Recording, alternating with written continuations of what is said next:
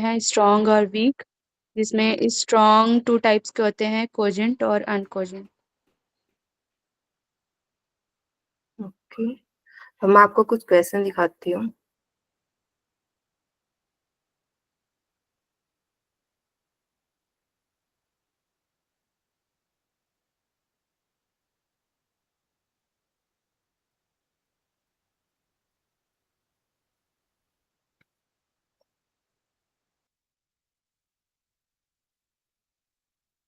Screen दिखाई दे रही है सबको? Yes, ma'am. Yes, it's opening. Yeah.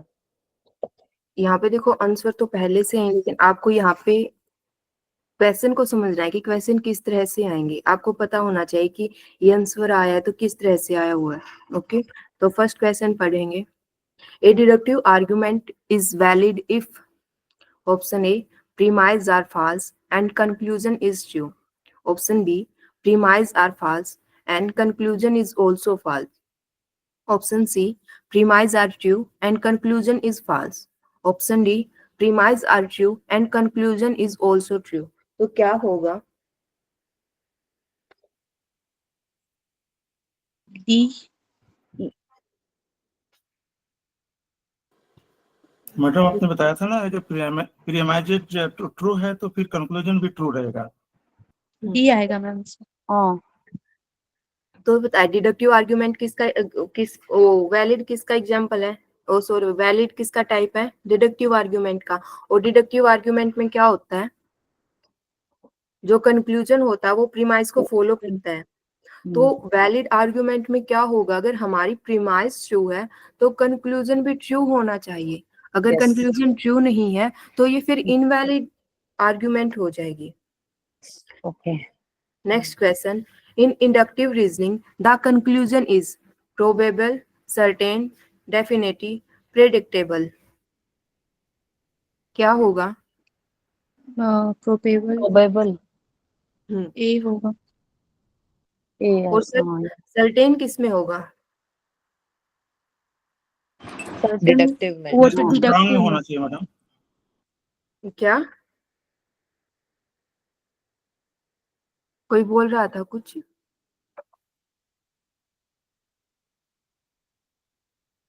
ये क्वेश्चन समझ में आ गया ना सभी को? Second one is inductive reasoning. एक Probable. दो बोलने से आवाज हो रही है आपकी, अच्छे से नहीं आ रही। कोई भी एक बोलो जिससे As you are told, the conclusion is probable in this one, inductive reasoning, right? Whereas in deductive reasoning, it is certain or definite. Certain. That is confusing. दो बोथ, क्योंकि उसमें 100% की श्योरिटी होती है ना हमारे, और ये दोनों ही वर्ड यही दिखा रहे हैं। तो वहां पे हम 100% श्योर होते हैं हमारा जो कंक्लूजन क्या होगा उसको लेके। किसमें? डिडक्टिव में। हाँ, इन डिडक्टिव रीजनिंग।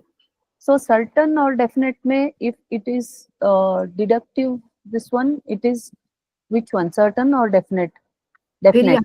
फिर यहाँ पे ऑप्शन भी चेंज हो जाएंगे, फिर वो डिडक्टिव रीजनिंग के अकॉर्डिंग हो गई। Okay, but now here in deductive reasoning, if they ask deductive reasoning, the conclusion is definite. Both. Both, that's what. Certain and definite both mean same. Okay, ma'am. Yeah. Ma'am predictable नहीं हो सकता क्या? नहीं, यहाँ पे probability होती है, यहाँ पे ये प्रेडिक्टेबल नहीं हो सकता। हमें क्या, हम तो समझ में आ रहा है मैम, वो डिडक्टिव का पूछ रहे हैं, वो वैलिड इनवैलिड भी होता है ना। हाँ तो मतलब वैलिड के अकॉर्डिंग सर्टेन एंड डेफिनेट होगा। हाँ, तो आपको प्रॉब्लम कहाँ पे आ रही है? हाँ, like both are true in deductive. Certain and definite mean the same. दोनों। Then मैम इनवैलिड का एग्जांपल क्या हो सकता है? जैसे कि अभी वो हम करेंगे, अभी हमने वो किया नहीं है, उसके टाइप नहीं किए हैं। आज की क्लास में हम वही करेंगे। ये क्वेश्चन बताइए। फर्स्ट 2 क्वेश्चंस थोड़ा दिखाइए, first 2।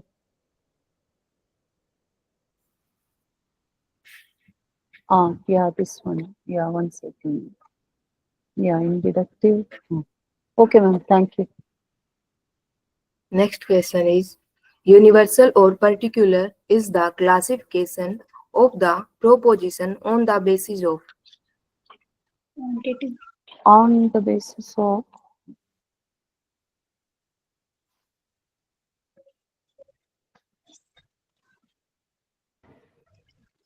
Subject, predicate, cobola, and quantifier.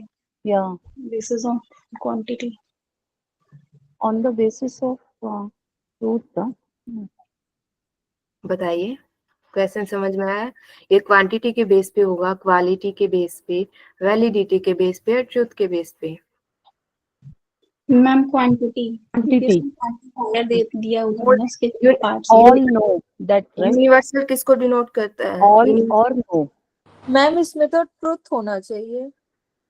नहीं, देखो यूनिवर्सल ऑल के लिए यूज होता है और पर्टिकुलर ऑल और नो के लिए यूनिवर्सल यूज होता है और पर्टिकुलर सम और हाँ, सम not नॉट some. के लिए। तो यहाँ पे ऑल क्या दर्शा रहा है Quantity. क्वांटिटी। और सम क्या दर्शा Quantity. रहा है? यहाँ पे ऑल और सम दोनों क्वांटिटी दर्शा रहे हैं ना। ये यूनिवर्सल में क्वांटिटी दर्शा रहे हैं और ये पर्टिकुलर में, तो ये क्वांटिटी के बेस पे होगा। ठीक है मैम। ये नेक्स्ट क्वेश्चन बताइए, some flowers are green is an example of. Particular Particular. C. Question हाँ. समझ में आ रहा है, सिर्फ नकल करके आंसर दे रहे हो? नहीं मैम नहीं, नकल some का there is some word, so it is particular.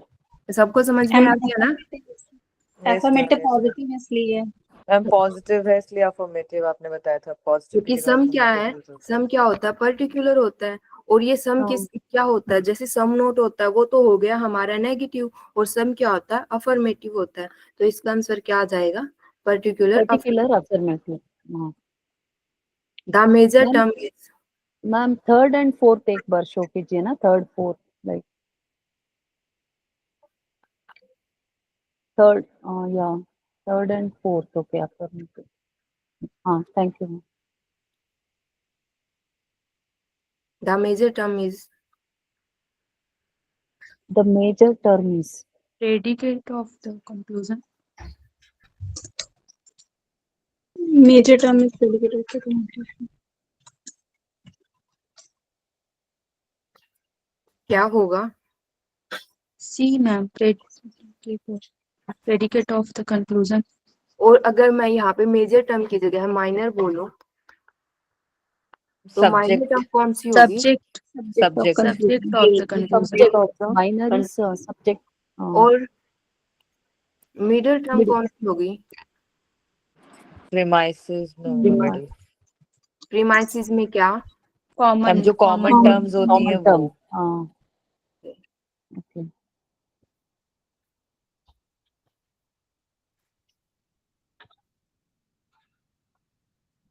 So the answer is predicate of major. नहीं, predicate of the conclusion. Wait 1 second. Predicate of conclusion. Okay, the major term is okay. Predicate of conclusion. Yes. So we had discussed that with that example, right? All cats are dogs. All dogs are mortal. देखो इसका example ये लगा सकते हैं। हाँ.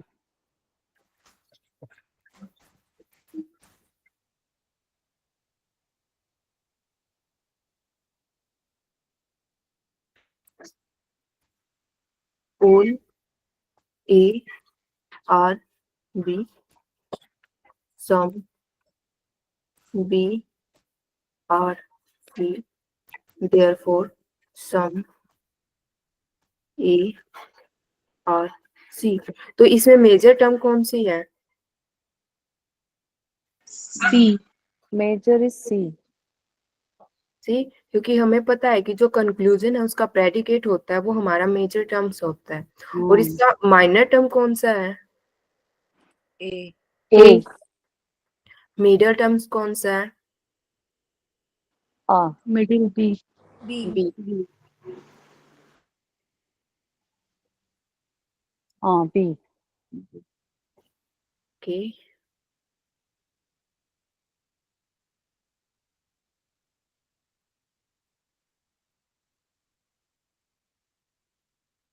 Ma'am, if the statements are of type like all cats are dogs, all dogs are mortal, like that, there is a difference. Huh? If we take all, some like that, all, for all these kind of statements, like it's the same, middle, minor and major.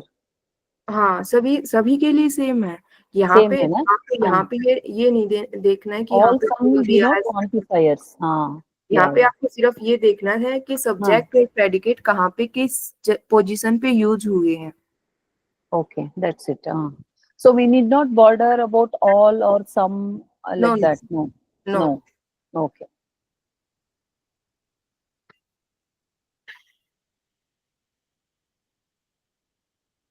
तो class start करें आगे। किसी को अब तक कोई doubt है तो हम क्लास में एक बार लास्ट में ले लेंगे। Okay.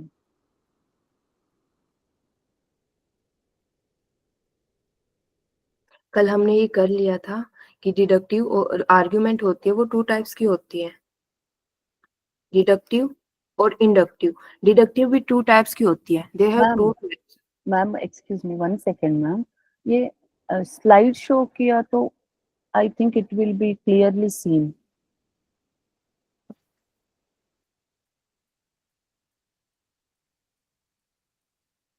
अभी दिखाई दे रहा है? हाँ हाँ, नो, हाँ, ओके। तो डिडक्टिव रीजनिंग भी 2 टाइप्स की होती है, वैलिड और इनवैलिड। अब इंडक्टिव रीजनिंग भी 2 तरह की होती है, स्ट्रॉन्ग और वीक। वैलिड है उसके भी 2 टाइप्स होते हैं, साउंड और अनसाउंड। लेकिन जो इंडक्टिव रीजनिंग होती है उसका सिर्फ एक टाइप होता है, अनसाउंड। अब आगे जो स्ट्रॉन्ग इंडक्टिव के जो स्ट्रॉन्ग टाइप है उसके भी 2 टाइप्स होते हैं, कोजेंट और अनकोजेंट। और वीक का एक ही होता है, अनकोजेंट। ये हम पीछे वाली क्लास में कर चुके हैं। अब ध्यान रखने वाली बात ये है, जैसे यहाँ पे वैलिड के 2 टाइप्स हैं, जो इनके लिए डेफिनेशन है वही यहाँ पे स्ट्रॉन्ग के जो 2 टाइप्स है, कोजेंट और अनकोजेंट, उन वही रूल यहाँ पे भी फॉलो होते हैं। ओके, यहाँ पे जो अनसाउंड में रूल फॉलो होता है या अनसाउंड की डेफिनेशन है वो यहाँ पे अनकोजेंट की डेफिनेशन है। ओके, अब हम करेंगे कि वैलिड आर्ग्यूमेंट कैसी होती है।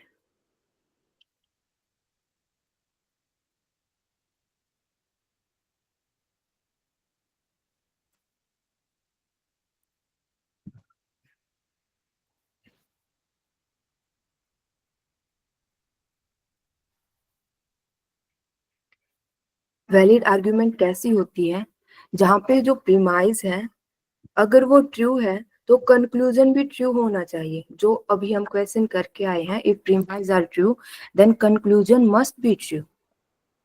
ओके, तो इसका एग्जांपल मैं आपको अलग से करवा देती हूँ।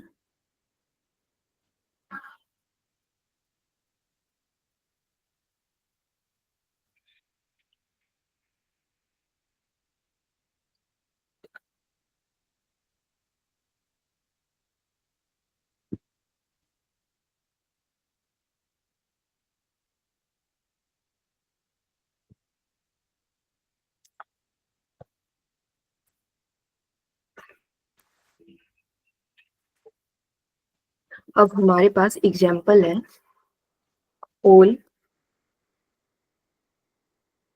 men are mortal,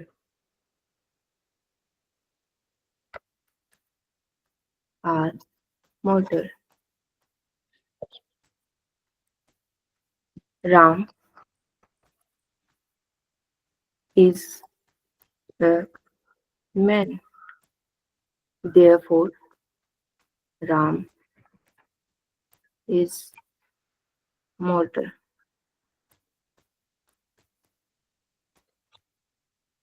This premise 1, premise 2 and this conclusion. तो अब यहाँ पे बताइए, जो हमारी फर्स्ट प्रीमाइज है उसमें क्या बोला गया है कि जो सभी मनुष्य है वो नश्वर है। सेकंड प्रीमाइज में बोला गया है कि राम क्या है, मैन है। तो यहाँ पे जो इन्होंने इन दोनों के बिहाव पे, फर्स्ट टू प्रीमाइज के बिहाव पे यहाँ पे उन्होंने कंक्लूजन दिया है कि राम भी क्या है, मोर्टल है। तो क्या ये ट्रू है या फॉल्स है? ट्रू ट्रू है। ट्रू है। अब क्या ये इन जो कंक्लूजन है इन प्रीमाइज को फॉलो कर रहा है? क्या जैसा प्रीमाइज में कहा गया है वैसा ही वही चीज निकल के कंक्लूजन में आई है? यस और नो? Yes, हाँ ma'am. मैम, हाँ यस किसी को यस ऐसा लग रहा है कि ऐसा नहीं है? कोई ऐसा है यस। जिसको ऐसा लग रहा है कि नहीं है ऐसा? तो देखो यहाँ पे जब उसने यहाँ पे सभी मैंस के लिए कहा, उसमें कोई भी आ गया, राम श्याम मोहन सोहन कोई भी है, उसने बोला कि जितने भी मैंस होते हैं वो सब के सब क्या होते हैं, मोर्टल होते हैं। फिर प्रीमाइज सेकंड में उसने एक स्पेसिफिक नेम दिया है, राम श्याम कोई भी नाम हो सकता है, वहां पे उन्होंने एक स्पेसिफिक नेम दिया है कि ये क्या है, मैन है। तो कंक्लूजन में क्या निकल के आया कि जो राम नाम का जो व्यक्ति है वो भी कैसा है, मोर्टल है। तो यहाँ पे कैसी आर्ग्यूमेंट होगी, ये बताओ, ये डिडक्टिव आर्ग्यूमेंट होगी या इंडक्टिव आर्ग्यूमेंट होगी? डिडक्टिव। डिडक्टिव, डिडक्टिव क्यों होगी? क्योंकि क्योंकि प्रीमाइज भी ट्रू है और कंक्लूजन भी ट्रू है। और यहाँ पे कंक्लूजन कैसा है, श्योर है या फिर प्रोबेबिलिटी है? श्योर। श्योर है मैम। श्योर है ना, कि हाँ। प्रीमाइज को लेके हम श्योर हैं कि राम भी मॉर्टल होगा। हम्म, अगर यहाँ पे कुछ और होता है, यहाँ पे डॉग्स वगैरह किसी वो सॉरी डॉग्स वगैरह वो भी मॉर्टल होते, किसी और चीज के बारे में होता, तब हम थोड़ा ये कह सकते थे कि नहीं श्योर नहीं है, कुछ इसमें हो सकता है, मे भी चेंजेस हो सकते हैं। लेकिन यहाँ पे हमारा जो कंक्लूजन है वो प्रीमाइज को 100% फॉलो कर रहा है, तो इसका मतलब ये डिडक्टिव रीजनिंग होगी। अब डिडक्टिव में भी ये वैलिड होगी या इनवैलिड होगी? वैलिड। वैलिड। इनवैलिड क्यों नहीं होगी?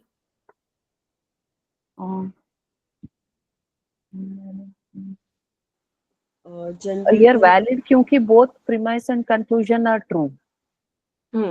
अभी जैसे हमने किया तो नहीं है, लेकिन मैं बता दूं, जैसे वैलिड होते हैं, वैलिड में क्या होता है, अगर प्रीमाइस ट्रू है तो कंक्लूजन भी 100% ट्रू होगा। ट्रू होता है। लेकिन अगर ऐसा नहीं है, इसमें कोई भी चेंजेस आ जाता है, प्रीमाइज में आ जाए या कंक्लूजन में चेंजेस आ जाए, तो कैसी होगी, वो इनवैलिड हो जाएगी।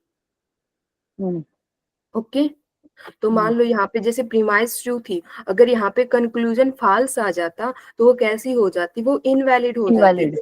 हमें पता है कि यहाँ पे कंक्लूजन कैसा आया हुआ है, ट्रू है। यहाँ पे जो प्रीमाइस है वो तो बोथ प्रीमाइस ट्रू है, तो ये कैसी होगी, वैलिड होगी। और वैलिड में भी दो तरह की होती है, कौन कौन से टू टाइप्स होते हैं वैलिड के, कौन कौन से साउंड टू? और अनसाउंड। अब कैसे पता चलेगा कि ये साउंड है या अनसाउंड है? साउंड होता है जो मतलब हमारे रियल लाइफ में या जो यूनिवर्सली जो चीजें ट्रू होती है या जो रियल लाइफ में भी जो चीजें ट्रू होती है वो साउंड में आ जाएगी, ठीक है। और जो रियल लाइफ में ट्रू नहीं है, वैसे हम जैसे ये बना देते हैं कि all pens are books, all books are tables, तो इस टाइप की जो भी कंक्लूजन होंगे या जो भी आर्ग्यूमेंट होगी, अगर वो वैलिड है तो वो कैसी होगी, अनसाउंड होगी। ओके, उसका एग्जाम्पल करते, ये हो गई वैलिड। वैलिड में कैसी हो गई, साउंड, क्योंकि ये यूनिवर्सली ट्रू है ना, ये चीजें डेली लाइफ में भी ये ट्रू है। अब हम एक एग्जाम्पल करते हैं इनवैलिड का, सॉरी एक पहले अनसाउंड का कर लेते हैं। अनसाउंड में जैसे all dogs are cat, Tommy is a dog, therefore Tommy is a, ये प्रीमाइज 1 है, ये प्रीमाइज 2 है, ये कंक्लूजन है, ठीक है। यहाँ पे फर्स्ट प्रीमाइज दी गई है all dogs are cat, second premise Tommy is a dog, conclusion क्या निकला इनके बिहाफ पे, टॉमी इज ए कैट। अब कैसे देखते हैं हम, अब यहाँ तो जैसे मैंने लिखा हुआ, अब आपको कैसे पता चलेगा ये डिडक्टिव है, इंडक्टिव है? डिडक्टिव में भी कौन सी, अब ये पहले ये बताइए डिडक्टिव रीजनिंग है या इंडक्टिव रीजनिंग है? डिडक्टिव। डिडक्टिव। कैसे deductive? Conclusion both are true, एक दूसरे को फॉलो कर रहे हैं। देखो यहाँ पे कोई लॉजिक अप्लाई नहीं हो रहा। अगर हम प्रीमाइस को देखें तो हमें पता है कि कोई डॉग्स कैट नहीं होता, ठीक है, लेकिन ये जिस तरह से आर्ग्यूमेंट दी गई है, क्या इनके बिहाफ पे, इन दोनों के बिहाफ पे कंक्लूजन उस तरह का निकाला गया है? देखो जब डिडक्टिव रीजनिंग होती है वो नॉर्मली ऑल से शुरू होती है, उसमें ऑल से स्टार्ट किया जाता है और पर्टिकुलर पे आया जाता है, ठीक है। लेकिन इंडक्टिव रीजनिंग में क्या होता है, पर्टिकुलर से स्टार्ट होता है और ऑल के ऊपर जाकर खत्म होता है, ठीक है। इंडक्टिव रीजनिंग में कैसा हो जाएगा कि मेरे पास जो डॉग है वो कैसे रंग का है, वो ब्लैक कलर का है, आपके पास जो डॉग है वो भी ब्लैक कलर का है, मेरे आसपास मेरी जितनी फ्रेंड है उन सबके पास ब्लैक कलर का डॉग है। तो वो क्या था, पर्टिकुलर था। अब मैंने उनके बिहाफ पे मैंने कंक्लूजन निकाला कि सभी तरह के जो डॉग्स होते हैं वो ब्लैक कलर के होते हैं, ठीक है। तो वो कहाँ से कहाँ आया, पर्टिकुलर टू जनरल आया ना। तो एक आप उसको एक ये देख सकते हो कि वो डिडक्टिव है या इंडक्टिव। तो यहाँ पे पता चल रहा है कि कहाँ से है, ये जर्नल टू पर्टिकुलर फॉलो हो रहा है, तो ये कैसा हो गया, डिडक्टिव हो गया। अब डिडक्टिव में भी कौन कौन सा था, बोलो? Sound valid and invalid. अब इसमें से बताओ ये वैलिड है या इनवैलिड है? वैलिड। कैसे पता चला? क्योंकि इसमें एक भी नेगेटिव नहीं है। देखो जो हम वैलिडिटी चेक करते हैं इसकी डिडक्टिव जो आर्गुमेंट की, तो हम किससे करते हैं, वेन डायग्राम से करते हैं। आप सभी ने कभी वेन डायग्राम किया है? मैथ्स में।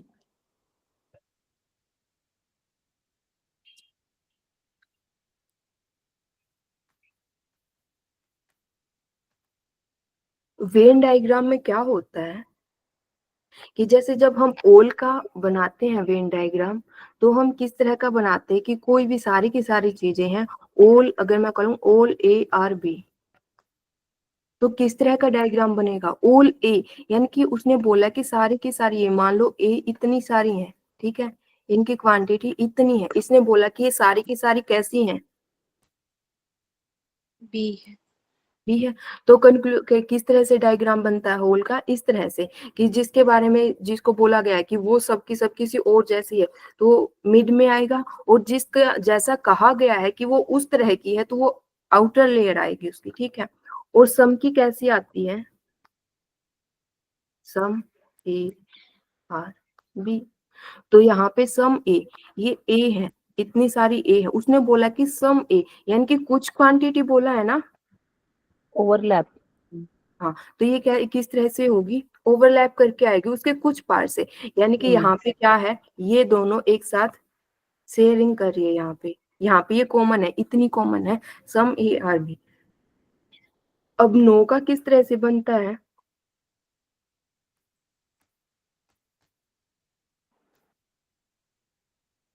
सेपरेट। क्योंकि इसने बोला है कि इन दोनों के बीच में कोई रिलेशन है ही नहीं, तो हमें रिलेशन नहीं दर्शाना। तो अब इसके थ्रू हम, अगर हमारे प्रीमाइज के अकॉर्डिंग, प्रीमाइज है हमें वो वेन डायग्राम में फील करनी है, देन उसके बाद अगर कंक्लूजन वेन डायग्राम के अकॉर्डिंग आता है और वो सही है तो वो वैलिड हो जाएगा, अगर ऐसा नहीं है तो वो इनवैलिड हो जाएगा। अब इसका वेन डायग्राम बताइए मुझे कैसे आएगा, ओल्ड डॉग्स आर कैट, इसने बोला small circle dog outside old dogs. अब इसने बोला कि वो किस तरह के हैं, कैट जैसे हैं, ओल्ड डॉग्स आर कैट। या अब ये हो गया हमारी फर्स्ट प्रीमाइस का। अब इसने बोला टॉमी इज ए डॉग, अब टॉमी क्या है, डॉग है, तो वो टॉमी कहाँ पे आएगा, अब मुझे बताइए टॉमी यहाँ आएगा या यहाँ आएगा, तो सर्कल में आएगा ना मैडम, एक बड़ा सर्कल होगा, सर्कल में फिर टॉमी आएगा, वो सर्कल में आएगा। लेकिन अब आपको डिसाइड करना है कि वो कौन से सर्कल में आएगा, डी वाले सर्कल में आएगा या सी वाले सर्कल में आएगा, डी में। मैम डी में। डी में आएगा। डी में क्यों? क्योंकि वो डॉग के बारे में कहा है उसने, पर्टिकुलरली हाँ। पहले ही डॉग के बारे में कहा गया, और जो ये सर्कल है ये पूरा का पूरा डॉग का है, तो टॉम यहाँ कहाँ, हम्म, यहीं कहीं होगा। ठीक है, तो अब कंक्लूजन निकाला उसने, तो सो टॉमी इज अ कैट। तो क्या मैं ऐसा बोल सकती हूँ कि टॉमी भी कैट होगा? हाँ, क्योंकि वो अंदर आ रहा है ना, डी तो के आप अंदर सी। तो आप कैसे बोल सकते हो उसको? देखो, जब हम अंदर से बाहर की तरफ जाते हैं, जब हम सर्कल के अंदर से जब बाहर की तरफ जाते हैं, तो किस चीज का कॉन्सेप्ट काम करता है? ऑल का कॉन्सेप्ट काम करता है। और जब बाहर से अंदर की तरफ आते हैं तो सम का कॉन्सेप्ट काम करता है। ये किस तरह से? अब जैसे मान लो मेरे पास कोई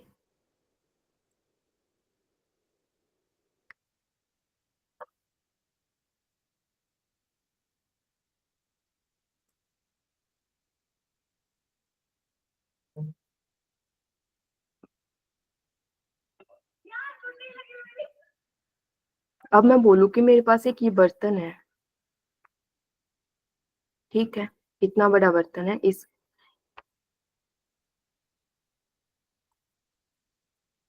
इसके अंदर पानी है, देन ये बर्तन है, इसके अंदर इतना पानी है।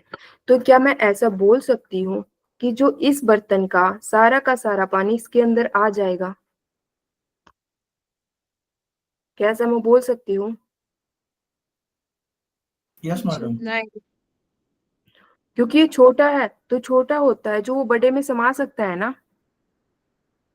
Yes ma'am. जो स्मॉल स्मॉल थिंग्स होती है वो जो बिग थिंग्स होती है उसके अंदर इंक्लूड हो सकता है। लेकिन क्या मैं इसका रिवर्स बोल सकती हूँ? क्या मैं ऐसा बोल सकती हूँ कि इस जो ये बड़ा कंटेनर है मेरे पास, इसका का सारा पानी इस छोटे से कंटेनर में आ जाएगा?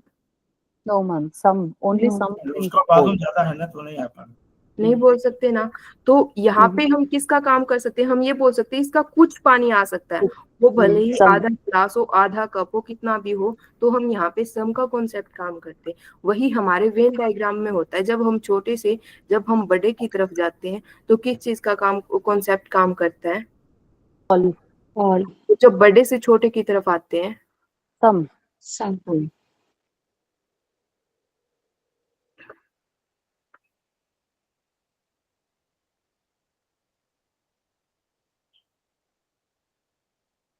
तो अब यहाँ पे बताइए ये कैसा होगा? इसका वेन डायग्राम बन रहा है या नहीं बन रहा? क्या ये क्या क्या ये वेन डायग्राम के अकॉर्डिंग वो है, वैलिड है? हाँ, because it is Yes. going from going to all, like it is valid. अब ये बताओ कि क्या ये साउंड होगा या अनसाउंड होगा? Unsound. Sound. वैलिड है तो साउंड होगा ना मैम। Sound. वैलिड के टू Valid. टाइप्स होते हैं, साउंड और अनसाउंड। ये साउंड है या अनसाउंड है? Unsound, because cats Unsound. cannot be dogs. Because it is unreal Means it's statement. not realistic. हाँ, क्यों? क्योंकि जो हमने बोला था साउंड क्या होता है, जो रियल लाइफ में ट्रू होता है, जो या यूनिवर्सली जो चीजें ट्रू होती है वो क्या होती है? वो साउंड के अंदर आती है।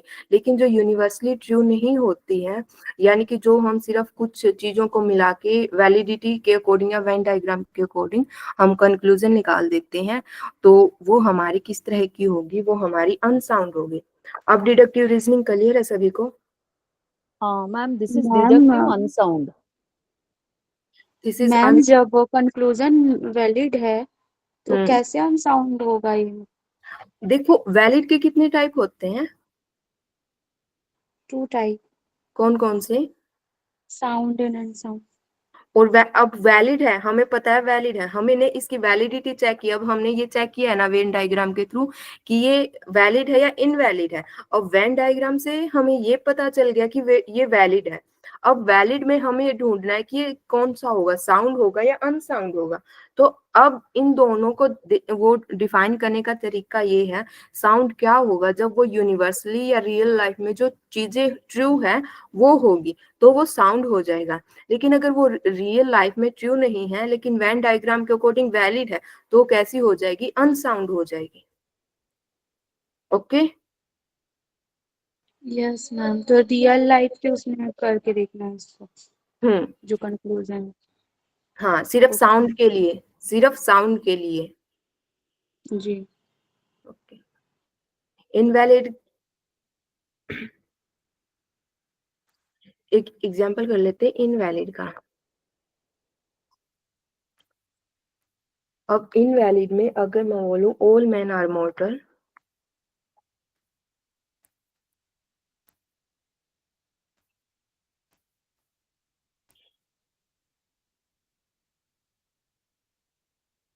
टॉमी इज ए डॉग,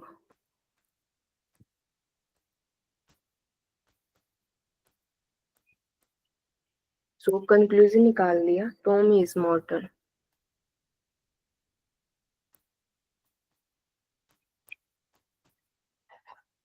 अब ये बताइए,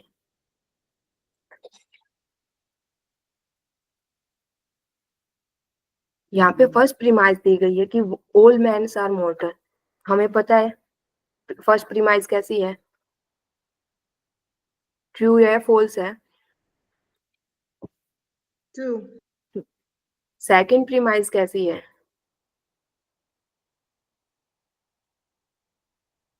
Tommy is a dog. Conclusion हाँ। कैसी है? सब गलत लग रहा है। Tommy is the name of a dog can be true. और Whereas conclusion Tommy is Tommy is mortal but also conclusion is valid. Tommy can be a man also, but देखो यहाँ पे हमें पता है मैन भी मॉर्टल होता है, टॉमी डॉग है, डॉग भी मॉर्टल है, ठीक है। लेकिन क्या ये प्रीमाइस को फॉलो कर रहा है? क्या जो ये कंक्लूजन निकला वो प्रीमाइस को फॉलो करते हुए निकला है? यस मैडम, सेकंड प्रीमाइस को फॉलो कर रहा है। फॉलो कर रहा है। वो प्रीमाइस को फॉलो करना चाहिए। कंक्लूजन कब निकालते हैं हम? नो नो दोनों प्रीमाइस के बिहाफ पे। अब हमें नहीं पता कि ये वैलिड है या इनवैलिड है। अब हमें पता है कि किसी चीज की वैलिडिटी चेक करने के लिए हम क्या बनाते हैं? Venn diagram. अब इसका वेन डायग्राम बनाओ।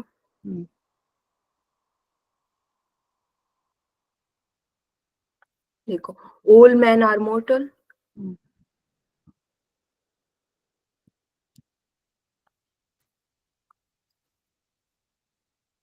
ये मैन है, इसने बोला ये कैसे हैं? मॉर्टल है। अब सेकंड प्रीमाइज में क्या बोला? Tommy is a dog. क्या इन दोनों सर्कल में से कहीं पे भी मैं टॉमी को रख सकती हूँ? नहीं, आउटसाइड। तो क्या रखना पड़ेगा? टॉमी क्या है? डॉग है। डॉग। तो क्या जब कंक्लूजन निकाला गया कि टॉमी इज मॉर्टल, क्या इन दोनों के बीच में कोई रिलेशन है? No no ma'am. नो, तो ये सो इट इज कैसा होगा? इनवैलिड। ये कैसा होगा? इनवैलिड। इनवैलिड। या समझ में आ गया सभी को? Yes ma'am, now we yes got. Ma'am.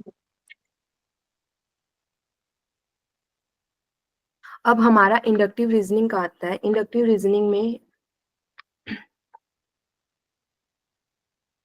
Ma'am मतलब इसमें मैम इनवैलिड में हम ऐसे बोल सकते हैं कि अगर प्रीमाइस दोनों प्रीमाइस ट्रू हो सकता है लेकिन कंक्लूजन ट्रू नहीं हो सकता। इनवैलिड होता तभी है कि अगर हमारी प्रीमाइस दोनों प्रीमाइस ट्रू है लेकिन हमारा कंक्लूजन ट्रू नहीं है, तो इनवैलिड हो जाएगी। जी मैम। अब इंडक्टिव रीजनिंग में कैसी थी? अब इंडक्टिव रीजनिंग का एग्जांपल करते हैं। प्रीमाइस 1 है, we have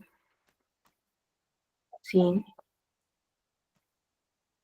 100 cats. Premise 2, all of them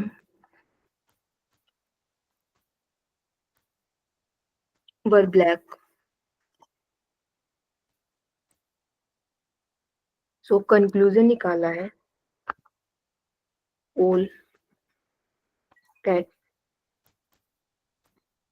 are black. अब ये बताओ ये किस तरह की आर्ग्यूमेंट है? डिडक्टिव है या इंडक्टिव है? Ma'am inductive starts with some, right? You told means. हाँ, यानी कि वो पर्टिकुलर से स्टार्ट होती है। यहाँ पे भी तो पर्टिकुलर से स्टार्ट है ना। We have seen 100 cats. Okay, that means it's वहां पे आपको डायरेक्ट ना मिले, ऐसा नहीं है कि वहां पे आपको डायरेक्ट मिल जाएगा, वहां पे आपको देखना है कि वो किस तरह किसके लिए यूज की गई। यहाँ पे देखो उसने बोला 100 कैट्स, अब 100 सारी की सारी कैट, 100 ही तो नहीं है ना सिर्फ कैट, बहुत सारी है, उसने सिर्फ पर्टिकुलरली okay, particular 100. Okay. ठीक। That way we have to decide whether तो ये किस तरह की होगी, इंडक्टिव रीजनिंग होगी। इंडक्टिव किस तरह से होगी, क्या इसका कंक्लूजन हम श्योर हैं, premise first two No, premise ma'am. है, क्या उसके बिहाफ पे हम कंक्लूजन को बोल सकते हैं कि ये ट्रू होगा। So it can be strong or weak ऐसा। हाँ, क्योंकि अब जरूरी थोड़ी ना है कि सभी कैट ब्लैक कलर की होगी, यहाँ पे हम कोई और भी एग्जांपल ले सकते हैं, लेकिन वहां पे डिपेंड करता है कि उसकी प्रोबेबिलिटी कितनी है। यहाँ पे प्रोबेबिलिटी हो सकती है कि हो सकता है वो कैट ब्लैक भी हो सकता है नहीं भी हो। अब मान लो मैं कोई वो लेती हूँ, एग्जांपल लेती हूँ कि मेरे पास मान लो 10 पेन है, ठीक है, आपको नहीं पता वो कैसे कलर की है, मैंने उन पेन को रखा, मैंने बोला कि मेरे पास है ना जो 7 पेन है ना वो ब्लैक कलर के हैं, ठीक है, तो मैंने पहला पेन निकाला, सेकंड पेन निकाला, जब मैंने 7 तक पेन निकाले तो मैंने बोला कि ये सब ब्लैक कलर के हैं, तो नेक्स्ट जो 3 हैं वो भी ब्लैक कलर के हो सकते हैं, वो भी ब्लैक कलर के होंगे, तो क्या ऐसा हो सकता है कि वो भी ब्लैक कलर के हों? नहीं मैडम। वहां पे प्रोबेबिलिटी है ना, तो ये हो Probability. भी सकता है कि वो ब्लैक कलर के हो, या हो सकता है वो रेड कलर के हो, ब्लू कलर के हो, किसी अदर कलर्स के हो सकता है ना, वहां पे प्रोबेबिलिटी है, और जहां पे प्रोबेबिलिटी होती है वहां पे इंडक्टिव रीजनिंग होता है। अब इंडक्टिव के 2 टाइप्स कौन कौन से थे, Weak or strong. स्ट्रॉन्ग और वीक। अब मुझे ये बताओ ये स्ट्रॉन्ग है या वीक है?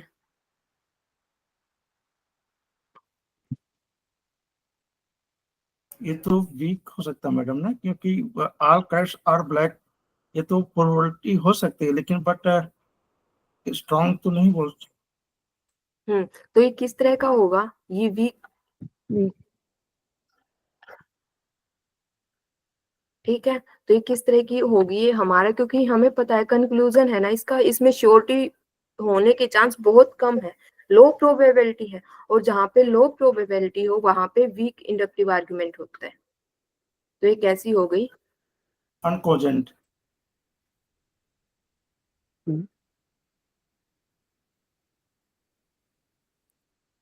अब वीक में भी ये किस तरह की होगी, किसी ने पहले बता चुका है लेकिन फिर सभी को ध्यान में आना चाहिए, किस तरह की होगी ये? Uncogent. क्योंकि ये वही जो वहां पे स्ट्रॉन्ग के साउंड के लिए फॉलो हो रहा था वही यहाँ पे कोजेंट के लिए फॉलो हो रहा है। ओके, कि जो डेली लाइफ में रियल लाइफ में जो ट्रू हो सकता है तो वो,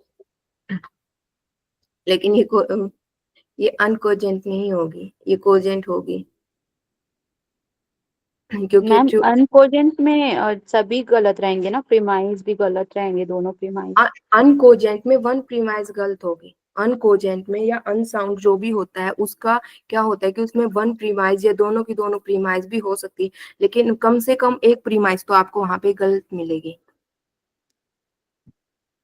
Here all of them were black, means that is wrong. Like all the cats cannot be probability है ना उधर, हाँ तो इसके लिए it is uncogent like that. हाँ, तो ये अनकोजेंट होगी For हमारी। example, we have seen 100 cats. For hmm example, simply I am a question like I am framing. So all of them have one tail. Hmm So all cats have one tail. So this will be cogent हाँ because right हम्म, ऐसा ये this is also strong भी होगा और cogent भी होगा।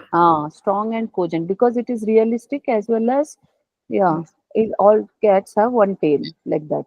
Okay, इस this एक example fine right like हाँ, that we have to analyze. इसका एक और एग्जांपल कर लेते हैं, जैसे फर्स्ट प्रीमाइज है most vegetable contain vitamin, premise 1, premise 2, carrot is a vegetable, Therefore, carrot contain vitamins.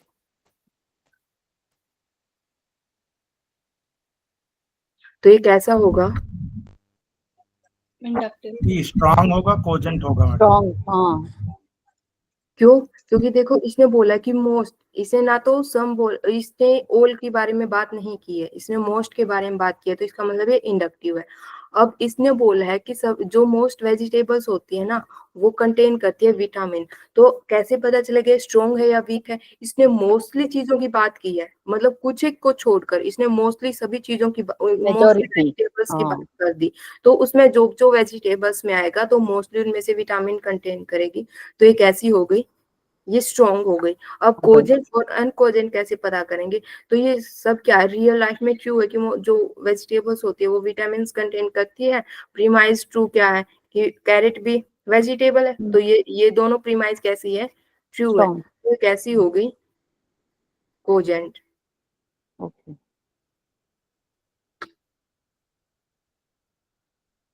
किसी को कोई डाउट यहाँ तक? मैम कोजेंट एंड कोजेंट में थोड़ी सी कंफ्यूजन है, कोजेंट एंड कोजेंट और उसमें साउंड अनसाउंड में। देखो कोजेंट में क्या होता है, कोजेंट एंड कोजेंट में कंफ्यूजन है। जो यूनिवर्सली ट्रू हो या जो डेली लाइफ में ट्रू हो।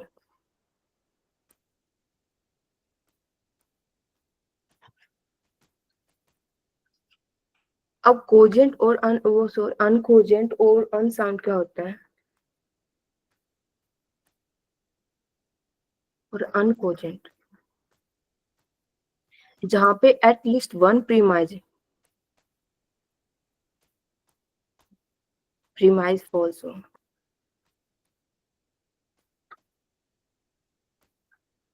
ओके,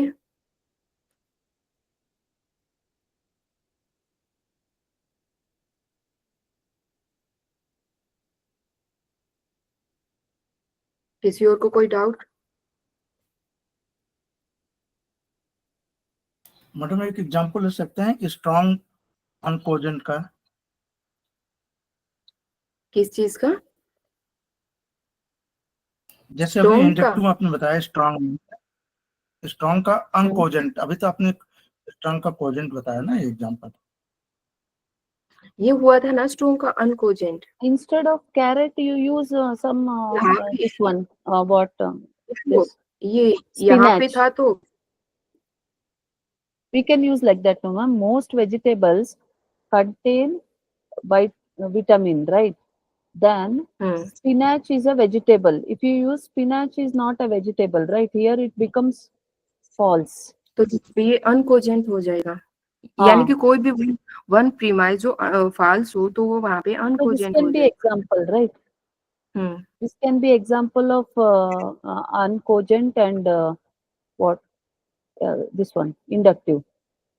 तो Right? फिर वीक क्यों है? मतलब ऐसा भी हो सकता था इंडक्टिव स्ट्रांग, स्ट्रांग में दो हो गया कोजेंट एंड अनकोजेंट, तो वो वीक फिर वो आ गया ना, तो उससे फिर डाउट होता है। Ma'am there is a confusion here. अभी इंडक्टिव में जो होता है that is cogent and uncogent finally, whereas in deductive it is sound and unsound, right? So now it is very clear. Now we are discussing about inductive. So if one of the premises is false, then it directly it is uncogent. हाँ, Right? We can make like that. One of it is false, then it goes to uncogent. It becomes universal only when both are true and universally accepted, then it becomes cogent.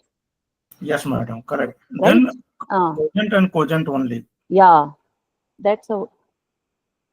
And ma'am, sound and cogent means same only, right? No, but one is in deductive, another is in inductive. But That is they the have only difference. same rule. But they have same rule. Rule is same, but one is in inductive and the other is in deductive. Yeah, if we solve examples, it will be clear. Yeah, now I know. So now in this example only, ma'am, see, and I am just asking you, will this, see, as we said, most vegetables contain vitamins. Okay, that is a strong statement. Yes, it is true. Spinach is a vegetable, where that will become false. But here, therefore, spinach contain vitamin. If we do like that, then it becomes inductive, uncogent. Strong, uncogent. Inductive, strong, uncogent. Inductive, strong. Strong spinach is a vegetable. Spinach is it is not vegetable. It is वहां पे आपको इस तरह से आएंगे, या तो आपसे जैसे क्वेश्चन पूछते हैं कि किसका कौन सा टाइप्स है। अगर मैं आपसे पूछूं कि इंडक्टिव के टाइप कौन कौन से है, जैसे इंडक्टिव का अगर मैं ये पूछ लूं कि ये वैलिड और इनवैलिड टाइप इंडक्टिव के हैं या डिडक्टिव के, तो आपको वैसे पता होना चाहिए। और वहां पे आपको पूछ लेंगे कि जो वैलिड आर्ग्यूमेंट होती है उसके क्या क्या स्टेटमेंट होती है, कौन कौन सी स्टेटमेंट के बारे में ट्रू होती है। तो इसका valid comes in deductive, right? हाँ, तो वहां Valid. पे आपको उससे रिलेटेड क्वेश्चन पूछ लेंगे कि वो किस तरह से होती है। कल हम इसके क्वेश्चन करेंगे तो आपको ज्यादा अच्छे से समझ में आ जाएगा। Yes, अगर आप इसके एग्जाम्पल्स के अकॉर्डिंग थोड़ा ज्यादा करोगे तो मे भी हो सकता है कि आप कंफ्यूज हो जाओ, क्योंकि सभी के एग्जाम्पल देखने में थोड़ा सेम लगते हैं, लेकिन जब हम इनको क्वेश्चन के अकॉर्डिंग करेंगे तो आपको अच्छे से समझ में आ जाएगा। ओके, यस, हमको सिर्फ डिडक्टिव इंडक्टिव पहचानना है ना मैम, उसके बाद तो सेम रूल लगेगा ना उधर, इनवैलिड वैलिड स्ट्रॉन्ग वीक के लिए। हाँ, लेकिन वो देखो सबसे पहले आप क्या देखोगे, पहले ये देखोगे वो डिडक्टिव है या इंडक्टिव है। वही बोल रही हूँ। अगर आपको ये कंफर्म हो गया कि वो डिडक्टिव है तो आपको फिर इंडक्टिव से रिलेटेड तो कुछ देखना ही, फिर तो आपको ये देखना है कि ये साउंड होगा अनसाउंड होगा। उसमें पहले ये देखना होगा कि ये वैलिड है या इनवैलिड है। अगर आपको पता चल गया कि इनवैलिड है तब तो सिंपल सा है, क्योंकि इनवैलिड का सिर्फ एक ही टाइप होता है, ठीक है, अनसाउंड टाइप होता है। लेकिन हाँ, अगर वैलिड है तो वैलिड में तब आपको देखना है कि साउंड होगा या अनसाउंड होगा। अब उन दोनों का हमारे पास क्या तरीका है कि जो रियल लाइफ में ट्रू है या डेली वेज जो चीजें ट्रू होती है वो साउंड हो जाएगा। किसी और को कोई डाउट? मैम एक क्वेश्चन है। हाँ, वो आपने जो थर्ड वाला एग्जांपल दिया, ऑल मोस्ट